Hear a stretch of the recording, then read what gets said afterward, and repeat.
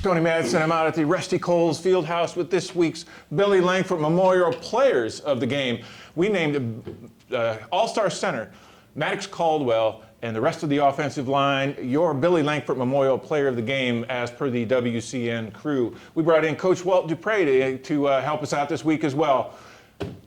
Maddox, Caldwell, a member of the broadcasting class. Would you introduce the rest of your line, including Coach Dupre? Yes, sir. Thank you. So my name's Maddox Caldwell. I'm the center. Right next to me, I got Aiden Bodine. He's the left guard, number 59.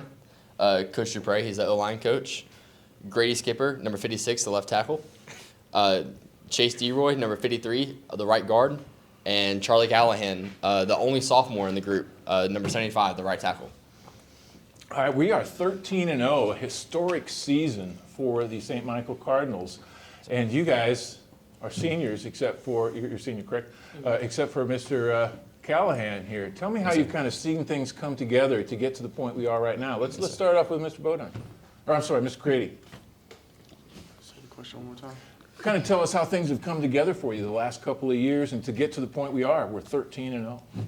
I mean, to get to the point where we are, it's a lot of practice and being persistent on things we do, like doing different drills and stuff, and actually being together, like on a retreat that we have every year, helps bring the whole O-line together and everyone to really help us. Awesome. And then, Aiden, you've spent 2 years alongside Mr. Grady there. Tell me how you guys have developed chemistry over the last couple of years. Well, we've always had a chemistry before football, so that's really helped us a lot with knowing each other and growing together next to each other all the time. So I think that definitely helped. And then also throughout the years, watching all the younger guys grow up, the older guys move up, and watching us move up at the same time, I can kind of relate to watching all of us grow up and become the people that we are. Cool. And Coach Dupre, can you kind of add to that? You've got two guys that have spent kind of their childhood together with a lot of these guys who do that. Does it help when you get coaching them together and help build camaraderie? Yeah, without a doubt. I think a lot of what we do in football, O-line more than the rest, is about relationships. It's about knowing what people are going to do, how they're going to react in situations, because a lot of stuff we do, it's working together, right? It's more than other positions, all five of them have to work as a unit. So that's why when you look at games, it doesn't matter what level you're at, other than the quarterback and the offensive line position, people are subbing out often, right? Like defensive lines rotate, backs and receivers come in. The same five offensive linemen play all the time because they have to know what to do and they have to be a cohesive group. When you bring somebody else in, it sort of disrupts that flow sometimes. And so we've been fortunate that we've remained relatively healthy. We've got the normal bumps and bruises you would have from a season, but we've been able to keep them together throughout the year for the most part. And I think we did pretty much the same thing last year too. You know, we're fortunate enough to have 3 starters return from last year that helped solidify that. But yes, that repetition and building relationships going over and over helps them come together and work well, right? You don't necessarily have to be the best individual. You have to be the best unit you can be. Now you have Maddox Caldwell. He's an all-star center heading to the Mississippi-Alabama all-star game. He's kind of the general out there, is he not? Does he coordinate the dance? Tell me a little bit about Maddox' play. Well, we try to, as we set it up for any places that you go. Like, you know, I've been doing this for a long time, and like years back when we were trying to figure out where we'd start at the beginning of a new season, whoever was the best lineman on the team, didn't matter offense, defense, he became the center. And if you didn't have anyone who could throw the ball, the best athlete became the quarterback, right? And that's sort of where you started off from, right? Because if you weren't strong up the middle, almost like in baseball, you weren't good in old school football. And so it's progressed to that since he is in center. He's in the middle of the line and can communicate with the quarterback. He directs a lot of our protections and our blocking schemes just to make sure everybody's on the same page, right? You got to have somebody that can call it out. I mean, the left tackle can do it as well as the center, but the center has a better perspective of everything. So he starts everything in motion saying this is where the blocking is heading, and so that sets the blocking scheme for everybody else. Chase, talk to me a little bit about your season. This is your season. Playing with the offensive line that is now undefeated on the year. Just tell me about what kind of a thrill it is to play and how these guys are helping you out through your season. Yeah, I mean, it's been awesome, you know, it's been like relatively the same group as it was last year, and to see that we made it all the way to the semifinals, and you know that we were an awesome team last year, and then to see us get a couple of new players and just grow more as a team, and be 13-0 and go to the semifinals again. Just be back where we were last year, and have the possibility to do way better than we were last year. Just is an awesome thing. I guess it's pretty cool. It is awesome. 2 years in a row to the semifinals. Now we have a sophomore here that doesn't know anything but the semifinals as far as varsity play. Mr. Callahan, tell me a little bit about coming in and starting your sophomore year with this group of seniors. I think it's a lot of pressure because I pretty much have to live up to the seniors and their expectations for me, and kind of going from your freshman year. I mean, your freshman year, it's not like you're pretty much just developing the whole time, and then just getting thrown into having to play and know everything. It's just sometimes a lot of work, but I'm happy to be here. It's a lot of work. There's no question about that. And each and every one of you here has put in a lot of work for the season. I've seen it. The rest of the Cardinal fans have seen it. It's added up to just a tremendous season. You are being rewarded for your efforts here so far with a 13-0 season and a trip to the semifinals. Let's ask your coach just one quick question, though. How special is it to get to 2 semifinals in a row like that and actually be at 13-0? Well, it's quite unique. It's something that you don't want to take for granted. This is year 37 for me, and this marks the 4th time I've been to the semifinals, right? And so that means 2 of the last 2. But so in the previous 35 years, there was only 2 trips to the semifinals. It was always our goal to be able to practice on Thanksgiving, right? During Thanksgiving holidays and Thanksgiving week. And so to do that 2 years in a row, you just hope that these guys don't take for granted how special that is, regardless of what happens. Getting the opportunity to move forward and to play and to be deep into the playoffs. It's also something that helps you in the previous years. We're going to lose these 4. But the good thing about getting deep into the playoffs is folks like Charlie and all the other young linemen, well, they basically got another season under their belt, because now we're going to have 8 extra games guaranteed than what we would have had in those 2 years. So you get 8 more weeks of practice, 8 more game times, and so it helps you prepare for the next year. But back to the other thing, definitely special. This again, only the 4th semifinal in 37 years, and it's a testament to how these guys play and work and do everything. And maybe some evolution in coaching over the years, right? Whatever these guys may think, I was a lot more meaner, ornery, and tougher 37 years ago, and have mellowed out some over the years, and we've gotten a lot more technical. We do a lot about knowing what's happening in the play, right? Knowing the whole concept and not just what my job is, so that they can sort of fit in when things don't go like we planned on it going, right? Because everything's great and then the ball snapped and everything's different from what we said it was going to be, right? And now what do you do? So that's why we try to teach them, well, this is what's supposed to happen on the play. This is what's happening with the ball, with the back, with the quarterback, so that hopefully they can adjust when things go a little haywire. I left purposely Mr. Maddox Caldwell out until last. I wanted to ask him, as a senior, as kind of the leader of the offensive line, and he came in here, he was in 8th grade when Coach Rivers came in here for his first season. You've seen success start, and now it's culminating at 13-0 and 2 years in a row in the semifinals. Could you just kind of sum up your career and how you felt it's come about?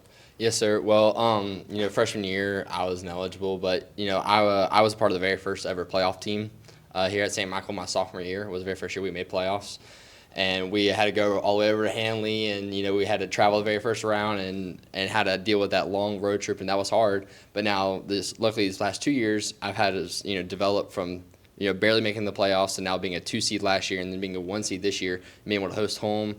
And really the program has just improved a lot, and we kind of had like a legacy and a standard being developed.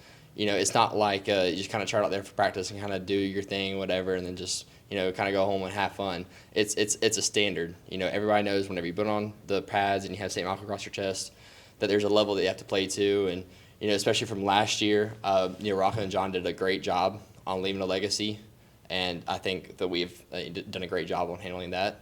And every year we've improved. My sophomore year, I think we went 6-5 maybe or whatever, but we had just lost in that very first round playoff game. And then last year we went 12-2, only losing to Jackson twice. And this year being able to go 13-0, it's just always been an improvement. And it's definitely a lot to live up to. For Charlie next year, he's going to have to deal with it, being the only returning offensive lineman. But it definitely, creates, like I said, a standard and a level for everyone to kind of have to play up to. Excellent answer. That is an excellent answer, in my opinion. Let's talk about, we are playing at Thanksgiving. Let's have a Thanksgiving theme here to finish things up. Something you are grateful for when it comes to St. Michael football.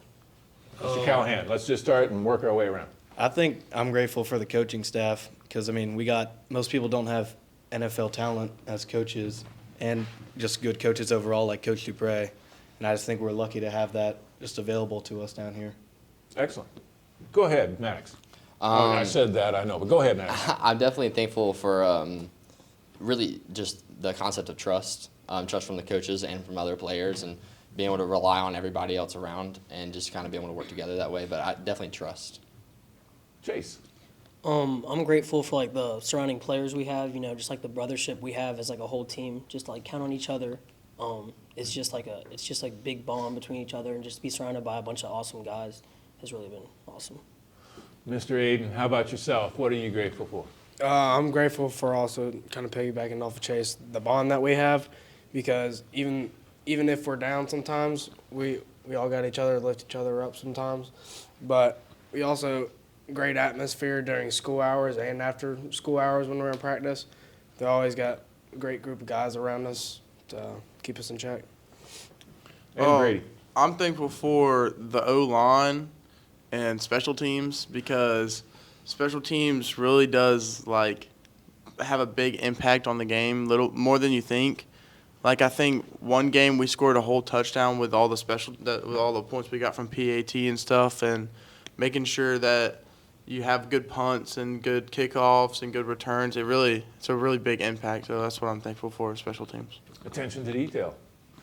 And Mr. Dupre, what are you thankful for here at St. Michael football? Well, when you get to be my age, there's lots of stuff to be thankful for, right? First, just the opportunity to be able to do this for 37 years and meet so many people and build relationships that you never would have got, whether it's players, coaches, or whatever. And seeing players develop throughout those 37 years. I was trying to think back a while back about players that I've had, and if I could have an all-star offensive line, who would be in it. And it's a pretty neat discussion to have about how those guys, when it was more old school, rough-necked, like I said, now we're a lot more technical and concept-driven about where they all fit into the game. Is sort of neat to see. It's also grateful to have players that are coachable, right? They talk about coaches, but it's that old deal. Coaches are only as good as their players. Offensive line is only as good sometimes as the running back that they're blocking for or the quarterback that they're helping. We're very grateful that we've only given up 5 sacks so far in the year, but we know that the quarterback and the play calling and all that has a lot to do with that. It seems overwhelming to say that we've only given up 5 sacks on the year with as much as we throw the ball. But there's a lot that goes into that, right? And so we're grateful that we all work together and we understand that, and these guys are coachable and pay attention to all those things. I'm grateful for the coaching staff that we have and just everything we do, right? The opportunity to get to do this every day. Favorite thing about the Thanksgiving meal? Turkey, dressing, what do you like? Probably the turkey, but if it's dry, then the rolls. All right. Turkey's always. Favorite Thanksgiving meal item? I'll go with mac and cheese.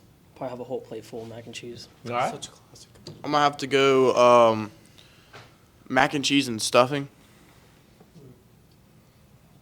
Well, obviously, looking at this physique, dessert. Is there a favorite dessert? Apple pie, pumpkin pie? It really doesn't matter. We like it all. Yeah. Excellent. I was talking to Gunnar about this earlier today at practice, literally before we just came in here. I was talking to him about the green bean casserole. I like the green bean casserole. If it's good, it's good. Yep. I like sweet potato casserole or stuffing. I like the sweet. With Sweet those. potato casserole stuffing. Yeah, I like the corn casserole myself. I just mix it with the stuffing, and that's the meal right there. Corn casserole. That's my leftover meal right there.